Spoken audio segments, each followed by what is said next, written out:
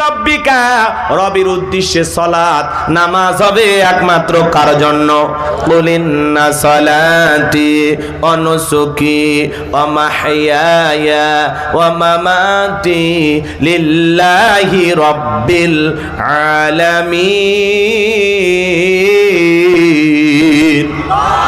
সূরা আনআম আয়াত নাম্বার 162 আল্লাহ তাআলা জানিয়ে দিলেন, নবীজি আপনি বলুন, আমার নামাজ, আমার কুরবানি, আমার জীবন, আমার মরণ লিল্লাহি রাব্বিল আলামিন, আসমান জমিনের প্রতিপালকের জন্য।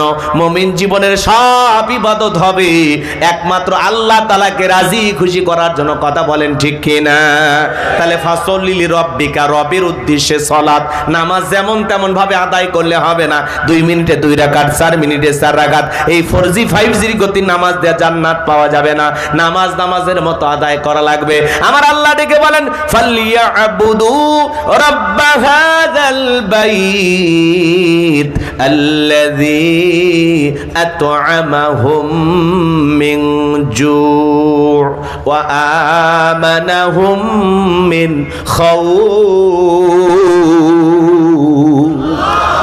আল্লাহ তাআলা জানিয়ে দিলেন, এই ঘরের মালিকের ইবাদত করো। ইবাদত যদি ইবাদতের মতো হয়, নামাজ যদি নামাজের মতো হয়, বান্দারে 5 ওয়াক্ত সালাতে মাথা নত করে আমি আল্লাহকে যদি সঠিকভাবে সিজদা দিতে পারো, সঠিকভাবে রুকু করতে পারো, তোমার নামাজ যদি নামাজের মতো হয়, যে বান্দা 5 ওয়াক্ত সালাতে মাথা নত করে আমি আল্লাহকে সিজদা দেবে, ওই বান্দার জন্য আমি আল্লাহ তাআলা 2টা জিনিস দেব। 1 নাম্বার, ওই বান্দার রিজিকের টেনশন করা লাগবে না, আমি আল্লাহ রিজিকের ব্যবস্থা করব। বলুন সুবহানাল্লাহ। আপনাদের এলাকায় একটা প্রাণী বের হয় রাত 2টা 1টার দিকে, চিল্লায় কু কইয়া, ওর নাম শিয়াল পণ্ডিত। বলেন তো বাজান, ওর নামে কি এলাকায় ভাতের হোটেল আছে, মুরগির হোটেল আছে, ব্যাংকের অ্যাকাউন্টে টাকা জমানো আছে না? ওরে খাওয়াই কে? একটা পাখি সকালবেলা খালি পেটে নিচ থেকে বের হয়ে যায়, সন্ধ্যাবেলায় পাখির পেটটা ভরে বাসায় ফেরত আসার ব্যবস্থা করে দেয় তিনি কে? আল্লাহ যদি পাখিকে খাওয়ায়, শিয়ালকে খাওয়ায়, আমরা হলাম আশরাফুল মাখলুকাত, আল্লাহর ভিআইপি সৃষ্টি। কুনতুম খায়রা উম্মাতিন উখরিজাত লিন-নাস। আল্লাহ ডেকে বলে, তোমাদেরকে উত্তম জাতি বানাইলাম, ভিআইপি বানাইলাম, মর্যাদার আসনে বসাইলাম। আল্লাহ কি আমাদেরকে না খাওয়ায় রাখবে? রিজিক দেওয়ার একমাত্র মালিক কে? ওয়া মা মিন দাব্বাতিন ফিল আরদি ইল্লা আলাল্লাহি রিজকুহা। সূরা হুদের ভিতরে আল্লাহ পাক জানিয়ে দিলেন, এই পৃথিবীতে এমন কোন বিচরণশীল প্রাণী নাই যার রিজিকের ব্যবস্থা আমি আল্লাহ আসমান থেকে করি না। ওই আটলান্টিক মহাসমুদ্রের 33,000 ফিট গভীর অতল পানির নিচে থাকা ছোট্ট একটা প্রাণী, তার রিজিকের ব্যবস্থা আমি আল্লাহ আসমান থেকে করি। তাহলে 1 নাম্বার রিজিক দেওয়ার মালিক কে? আরেকটু জোরে বলেন কে? তাহলে নামাজ নামাজের মতো আদায় করলে আল্লাহ তাআলা 1 নাম্বার রিজিকের ব্যবস্থা করবেন। 2 নাম্বার হলো, আল্লাহ বলে, গোলাম নামাজ যদি নামাজের মতো আদায় করো, 2 নাম্বার সকল ভয় থেকে আমি আল্লাহ নিরাপত্তা দেব। ভয় আছে না নাই? বদরগঞ্জ বাজার থেকে রাত 2টা বাজে 2 লাখ টাকা নিয়ে আপনি আপনার এই গ্রাম পর্যন্ত আসবেন। এই মুসলিম নগর নাকি না, মন্ডল পাড়ায় আসবেন। মনে মনে ভাবতেছেন, আল্লাহ 2 লাখ টাকা নিয়ে মন্ডল পাড়া পর্যন্ত যাইতে পারবো নাকি ছিনতাইকারী কবলে পড়ে টাকা যান 2টা হারাবো? ভয় আছে না নাই? মেয়েটা কলেজে গেল, একা একা ফিরবে নাকি জামাই সাথী নিয়ে ফিরবে? ভয় আছে না নাই? মেয়েটা স্কুলে গেল, ভালোভাবে ফিরবে নাকি কারো লালসার শিকার হবে? ভয় আছে না নাই? চুরি দুর্নীতি টেন্ডারবাজি সমাজে কম না বেশি?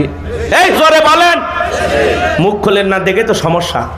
চোখের সামনে অন্যায় হয়, কোনো কথা বলেন না, মানে আপনি তো সবচেয়ে বড় অপরাধী। কথা কোন নাকি চাচা? আগে আসেন তো, কাছে আসেন, কাছে আসেন। রাগ করতেছেন আপনারা? এই সমাজে চুরি দুর্নীতি বন্ধ করতে হলে লাগবে কার আইন? মানুষের তৈরি করা তন্ত্র মন্ত্র দিয়া কিয়ামত পর্যন্ত চুরি দুর্নীতি বন্ধ হবে না। চুরি বন্ধ করতে হলে 1500 বছর আগে আল্লাহ আইন দিয়েছেন, ওয়াসারিকু ওয়াসারিকাতু ফাকতাউ আইদিয়াহুমা জাযাআম বিমা কাসাবা নাকালাম মিনাল্লাহ। সূরা মাইদার 38 নম্বর আয়াতে আল্লাহ তাআলা 1500 বছর আগে জানিয়ে দিয়েছেন, চোর পুরুষ হোক আর নারী হোক, আল্লাহর বিধান, আল্লাহর ফয়সালা। অপরাধ প্রমাণিত হলে চোরের হাত কেটে দাও। একটা চোরের হাত কেটে সোশ্যাল মিডিয়া মিডিয়ার মাধ্যমে ফালাও করে যদি প্রচার করতে পারতাম, বাংলার পার্লামেন্ট আইন যদি পাস করতে পারতাম, চুরি করলে হাত কেটে দাও, একটা চোরের হাত কেটে মিডিয়াতে প্রচার করলে বাংলাদেশের সমস্ত চোরেরা তওবা করে আল্লাহর ওলি হয়ে যেত। কিন্তু কে শোনে কার কথা? আজও গেল না মনের ব্যথা। এখন উচিত কথা যদি কই পিঠের ওপর দিয়ে যাবে মই, এই আনন্দে কিছু লোক কিনা খাবে বগুড়ার স্পেশাল দই।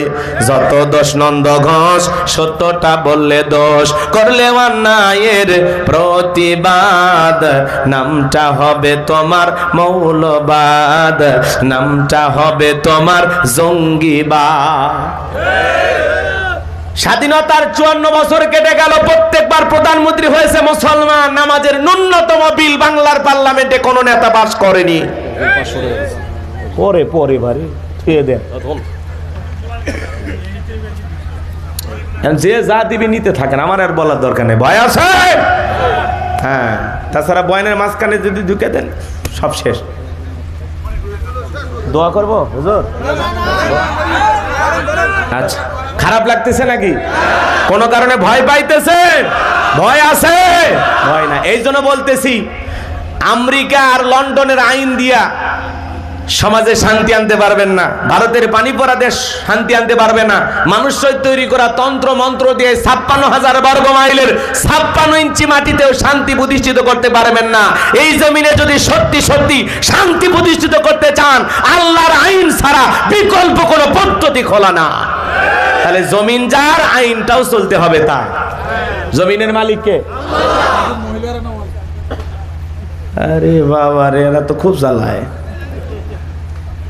রাগ করতেছেন নাকি? বিরক্ত হইতেছেন আমার কথায়? তাহলে আল্লাহর আইন চালু হোক। কারা কারা আছেন একটু হাত তুলে দেখান তো। লিল্লাহি তাকবীর। আল্লাহর আইনে শান্তি, আল্লাহর বিধানে মুক্তি। কথা বলেন ঠিক কি না? যখন কোরআনের পার্লামেন্ট কায়েম হয়ে যাবে, পুরো বাংলাদেশটা শান্তির সমাজ হয়ে যাবে। আল্লাহর কোরআনের পার্লামেন্ট যদি কায়েম করতে পারেন, সমাজটা জান্নাতের টুকরায় পরিণত হয়ে যাবে। কোনো মারামারি থাকবে না, কাটাকাটি থাকবে না, টেন্ডারবাজ থাকবে না, চাঁদাবাজি থাকবে না। এখনো মাঝে মাঝে চাঁদাবাজের আছে না নাই? ছোট ছোট পাতি নেতার গরম আছে না নাই? সব ঠান্ডা হয়ে যাবে আল্লাহর আইন চালু হলে। কথা কি বোঝা যায় নাকি রাগ করতেছেন আপনারা? ওই যে কথায় আছে, কে আল্লাহর আইন চালু করবে? সরিষাই তো ভূত। যে নেতা আল্লাহর আইন চালু করবে, ও দেখে বাপরে বাপ, আমি এই হাত দিয়ে যে পরিমাণে দুর্নীতি করছি, আল্লাহর আইন চালু করলে তো প্রথমে আমার হাত কাটা যাবে। এই জন্য কোনো নেতা চায় না আল্লাহর আইন চালু হোক। কারণ বিগত সরকারে যারা ক্ষমতায় ছিল, 11 লক্ষ কোটি টাকা দুর্নীতি করে বিদেশে পাচার করেছে। কথা বলেন ঠিক কি না? নেতা দেশি, বাড়ি বিদেশে। এমনও নেতা আছে বউটাও বিদেশি। এ কথা কয় না গো, আছে না নাই? হাজার হাজার কোটি টাকা বিদেশে পাচার করেছে, দেশটাকে লুটে পুটে খেয়েছে। কিসের পদ্মা সেতু? যেই টাকা পাচার করছে ওইরকম কমপক্ষে 200 পদ্মা সেতু বানানো যাইতো। হ্যাঁ, ওইরকম 200 পদ্মা সেতু তৈরি করা যাবে। এত টাকা লুটপাট, খালি এই দেশে লুটপাট করে দুর্নীতি করতে করতে ভাই সব নিয়ে গেছে। খালি দেশের মাটিটা পড়ে আছে, খালি মানুষের মাটি পড়ে আছে, তাছাড়া সব নিয়ে গেছে। ওই জন্য তো বলতে, ভারতকে আমি এমন দেওয়া দিছি, ভারত কোনো দিন ভুলবে না। কথা কর না কেন? মানে দেশের প্রধানমন্ত্রী ছিল ঠিকই, কিন্তু আসলে এরা ছিল ভারতের কর্মচারী। কথা কয়। ভারত যেভাবে ওই যে পুতুল নাচ দেখেন না, তো এরকম পুতুলের মতো এরা নেচেছিল। এরা কেউ আসলে দেশপ্রেমিক ছিল না। এখন দেশপ্রেমিক মোটামুটি একজন আমরা পাইছি, আলহামদুলিল্লাহ। কি না? ডক্টর ইউনূস সাহেব মোটামুটি দেশপ্রেমিক মানুষ। কথা বলেন ঠিক না? দেশের জন্য যা করতেছেন আলহামদুলিল্লাহ, সর্বোচ্চ চেষ্টা করতেছেন। কাতার, দুবাই সফর করতে গেছেন, সেখানে যা কি মহাব্বত, কি ভালোবাসা, প্রবাসী ভাইদের সাথে কথা বলতেছেন। ওখানে যারা এই দেশের ব্যবসা বাণিজ্য করেন তাদের খোঁজ খবর নিতেছেন এবং বলতেছেন যে আমি এই দেশের অর্থনৈতিক চাকাকে একটু ঘুরানোর চেষ্টা করতেছি, আপনাদের সহযোগিতা নিয়ে। আপনারা থাকলেই বাংলাদেশ আবার নতুন করে ঘুরে দাঁড়াবে ইনশাআল্লাহ। ডক্টর ইউনূস সাহেবের জন্য দোয়া করবেন। অনেকেই দোয়া করতেছেন, আমরাও দোয়া করব। কিন্তু ডক্টর ইউনূস সাহেবের কাছে কয়েকদিন আগে কিছু নারী পরিষদের কর্মীরা এরা যায় এমন একটা প্রস্তাব তার কাছে পেশ করেছেন নারীদের সংস্কারের বিষয় নিয়ে, যে আমরা নারীদের, যে সমস্ত নারীরা পতিতালয়ে পতিতাবৃত্তি করে, এ সমস্ত নারীদেরকে যৌন শ্রমিক বলে শ্রমিকের অধিকার দেওয়া হোক। জোরে কর নাউজুবিল্লাহ, আরেকটু জোরে কর নাউজুবিল্লাহ। আচ্ছা, বলেন তো, আমার বোন আপনার বোন, আমার মেয়ে আপনার মেয়ে, তাকে যদি কেউ বলে যে এ একজন যৌন শ্রমিক, এটা কি নারীর জন্য গর্বের বিষয় না লজ্জার বিষয়? এটা সম্মানের বিষয় না অসম্মানের বিষয়? যে সমস্ত নারীরা ডক্টর ইউনূসের কাছে এই সমস্ত প্রস্তাবনা দিয়েছেন যে নারীদেরকে যৌন শ্রমিক বলে স্বীকৃতি দেওয়া হোক, আমরা ডক্টর ইউনূস সাহেবকে বিনয়ের সহিত অনুরোধের ভাষায় বলতে চাই, অতি দ্রুত এই প্রস্তাবকে বাতিল ঘোষণা করা হোক। আমরা আমাদের কোন মা বোনকে যৌন শ্রমিকের পরিচয় দিতে চাই না, চাই না, চাই না। কথা বলে ঠিক না? এটা কি সমাজ আইলো? ১৫০০ বছরে আগে নারীদের কোনো সম্মান মর্যাদা ছিল না। সেই জাহিলিয়াতের যুগের নারীদের বাবা হয়ে আপন সন্তানকে হত্যা করত, গর্ত খুঁড়ে পুঁতে রাখতো। সেই গর্ত থেকে নারীকে তুলে মেয়ের মর্যাদা দিয়েছে ইসলাম। আল্লাহ রসুল মর্যাদা দিয়েছেন, আল্লাহ মর্যাদা দিয়েছেন। কথা বলে ঠিক না?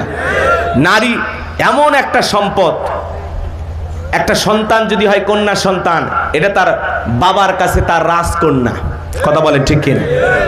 মা, আপনার আমার মা কি, তার পায়ের তলে আমাদের জান্নাত। কথা বলেন ঠিক না? মা এমন একটি নাম যার ভিতরে খালি মায়া, মোহাব্বত, মধু, ভালোবাসা দিয়ে ভরপুর। কথা বলে ঠিক না? আর যাদের সাথে আমরা ঘুমাই রাতের বেলায়, আপনার আমার স্ত্রী, সে তো আমার জীবনের অর্ধেক একটা অঙ্গ। তাকে ছাড়া আমি কোনো কিছু কল্পনা করতে পারি না, ভাবতে পারি না যে আমাকে রান্না করে খাওয়ায়, আমার কাপড় চোপড়গুলো পরিষ্কার করে দেয়, আমার অসুস্থতায় আমার সেবা করে, কতটা মহাব্বত করে, কি একটা মধুর সম্পর্ক। আমার স্ত্রীকে মহারানা দিয়ে আমি ঘরে তুলেছি। কথা বলেন ঠিক না? এই সুন্দর একটা বন্ধনকে যারা যৌন শ্রমিক বানাতে চায়, এরা আসলে এই সমাজের মানুষ না, এরা লন্ডন আমেরিকার দালাল। কথা বলেন ঠিক না? এরা এই সমাজে অশ্লীলতাকে প্রমোট করে, এই সমাজের নারীদেরকে আরো নিচুতে নামাইতে চায়। কথা বলেন ঠিক কিনা?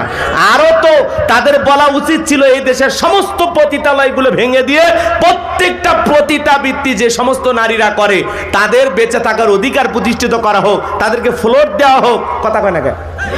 তাদেরকে এক একটা করে ফ্ল্যাট দেওয়া হোক, জায়গা জমি দেওয়া হোক, তাদের বাসস্থান, কর্মসূচি, যা যা করা দরকার, টাকা পয়সা, ব্যাংক ব্যালেন্স দিয়ে যেভাবে পারা যায় নারীদেরকে সহযোগিতা করে তাদের পূর্ণ মর্যাদা দেওয়া হোক। বলা তো উচিত। কথা বলে না কেন? আর ওরা যে সমস্ত নারীরা পতিতাবৃত্তি করে তাদেরকে যেন শ্রমিক বলে পরিচয় দেওয়া হয়, তারা নাকি যৌন শ্রমিক। জোরে কর নাউজুবিল্লাহ। এই নারীদের পেট থেকে নবী রাসূলদের জন্ম হয়েছে, এই নারীদের পেট থেকে সাহাবা ইকরামের জন্ম হয়েছে, এই নারীদের পেট থেকে মুফতি মুহাদ্দিস আলেম ওলামাদের জন্ম হয়েছে। সেই নারীকে অসম্মান করা যাবে না। আমরা জীবিত থাকা অবস্থায় এই ধরনের জঘন্য প্রস্তাবকে এই দেশে বাস্তবায়ন করতে দেওয়া হবে না, দেওয়া হবে না। কারা কারা প্রস্তুত? হাত তুলে দেখান। লিল্লাহি তাকবীর। নারীর সম্মান মর্যাদা সবার উঁচুতে। কথা বলেন ঠিক কিনা? পারলে ওই সমস্ত পতিতালয়ে নারীদের পূর্ণাঙ্গ স্বাধীনভাবে বেঁচে থাকার জন্য সুন্দর জীবন দেওয়া হোক। কথা বলেন ঠিক কিনা? পারলে বিভিন্ন জায়গায় তাদের জায়গা জমি কিনে দেন, সেলাই মেশিন কিনে দেন, গরু ছাগল কিনে দেন, সুন্দর বেঁচে থাকার জন্য টাকা পয়সা দেন। কথা বলেন ঠিক কিনা? এই জঘন্য পাপের কাছ থেকে তারা যেন নিজেরাও বাঁচতে পারে, সমাজকেও বাঁচাইতে পারে। কথা বলে ঠিক কিনা? আল্লাহ যেন ডক্টর ইউনূস সাহেবকে সঠিক বুঝ দান করেন। জোরে বলুন আমিন। অতি দ্রুত এই প্রস্তাবকে বাতিল করতে হবে। আগামী ৩ মে হেফাজত ইসলামের পক্ষ থেকে ঢাকা শহরে সরোয়ার্দী উদ্যানে সমাবেশ ডাকা হয়েছে। এই ঘটনা